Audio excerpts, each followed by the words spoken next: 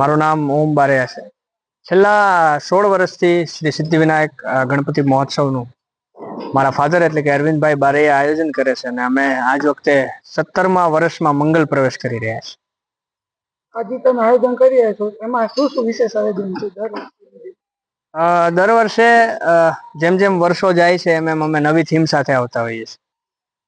પાછલા વર્ષની જો વાત કરવામાં આવે તો અમે સેવ ટ્રી સેવ એન્વાયરમેન્ટની એક થીમ રાખી હતી, એક જંગલ થીમનું આયોજન કર્યું હતું. અને આજ વખતે શાયદ તમને પાછળ દેખાતું હશે કે એક મહેલ ટાઈપની એક ફીલ આવે અને સાથે સાથે વૃક્ષોનું પણ અમે અહીંયા બધા લોકોને આપવાના છે, જેનાથી એક મેસેજ મળશે, સેવ ટ્રી સેવ એન્વાયરમેન્ટ.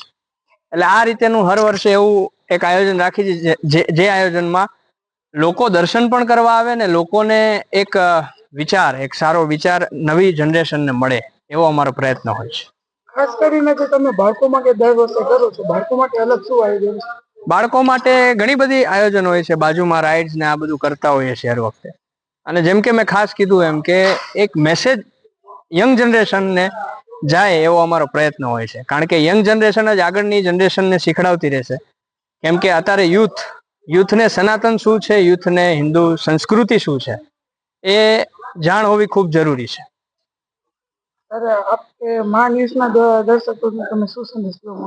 સંદેશ આ બધાને હું એ જ દેવા માંગુ છું કે 18 વરણ આ ગણપતિ મહોત્સવમાં વધારે પોતપોતાના પરિવાર સાથે 27 તારીખથી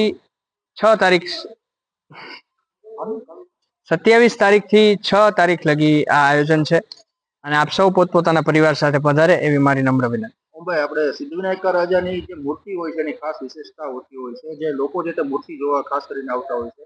મૂર્તિ આ વખતે મૂર્તિમાં શું અલગ છે, ક્યાંથી મૂર્તિ આવતી હોય છે એ બાબતે થોડું જણાવો. છેલ્લા ઘણા વર્ષોથી અમે મુંબઈથી મૂર્તિ લાવીએ છીએ. મુંબઈથી મૂર્તિઓ લાવવાનું કારણ એક જ છે કે એમના જે આર્ટિસ્ટ છે ત્યાંના અમારા રાજન ખાતુ, સ્વર્ગસ્થ્ય રાજન ખાતુ ને એમના સન અત્યારે નિખિલ ખાતુ અમારી આ એક મૂર્તિ બનાવે છે. એક ત્યાંના બહુ મોટા મૂર્તિકાર કહેવાય એવી મૂર્તિ બનાવે છે અને ત્યાંથી અહીંયા લઈ આવવાનું એક જ કારણ કે એ લોકોની આર્ટિસ્ટની જે આંખ બનાવવાની સ્ટાઇલ છે, ફેસ બનાવવાની સ્ટાઇલ છે બાપાની, કે સામેથી દર્શન કરવા કોઈ પણ ભક્તાળુ આવતો હોય તો એને એમ જ લાગે કે દાદા કાયદેસર સામે બિરાજમાન છે. એટલે મુંબઈથી લાવવાનો પ્રયત્ન અમારો આ જ હોય છે કે લોકોને એક અલગ વાઇબ મળે, અહીંયા આવે તો એક વાઇબ્રેશન ક્રિએટ થાય. અને હું તો જેટલા ભક્તો આવે છે એમને એટલું જ કહેવા માંગીશ કે માત્ર અહીંયા ફોટો પાડવો કે માત્ર ત્યાંથી નીકળી જવું એવું નહીં, પણ જે અમે અહીંયા જગ્યા આપી છે ત્યાં બેસીને દાદાનો અનુભવ કરવો. તમને હું ચોક્કસપણે કહીશ કે અહીંયા બેસીને તમે દાદાનો અનુભવ કરશો તો તમને એનર્જી હિટ થશે જ. તમને કેવો અનુભવ રહ્યો છે દાદા? અનુભવ તો બહુ રહ્યા છે. અહીંના ભક્તો આવે છે, એમને પરચા કહેતા હોઈએ છીએ કે ગયા વર્ષે અમે આ માનતા કરી હતી તો આ વર્ષે અમારી આ માનતા પૂર્ણ થાય છે. પરચાની તો જ્યાં સત્યતા હોય, જ્યાં સત્ય હોય ત્યાંના પારખા ના લેવાના હોય. એટલે ખૂબ પરચા દાદાના છે અને લોકોના ભક્તોના કાને પણ, ભક્તોના મોઢે પણ અમે સાંભળીએ છીએ.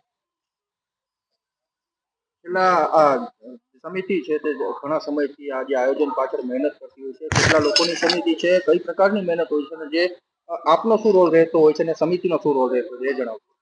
અમારી સમિતિ ટોટલ 50 જણાની એક સમિતિ હોય છે અને પ્રોડક્શનની વાત કરવામાં આવે તો 200 થી 300 લોકોની એક ટીમ આ પંડાલમાં કામ કરતી હોય છે. અને સમિતિની વાત કરવામાં આવે તો બધા જ યંગસ્ટર છે. યંગસ્ટર આ ગ્રુપમાં છે એનો એ હોવાનો ગર્વ આખા સમિતિને છે કે આજે અમે યંગસ્ટર જો આમાં ભાગ લેશું, આ દાદાના એક કાર્યમાં ભાગ લેશું તો આગળની જનરેશન અમારાથી કંઈક શીખશે. અને આ એક વસ્તુ પરંપરા છે, જે પરંપરા આપણે જાળવી રાખવાની છે.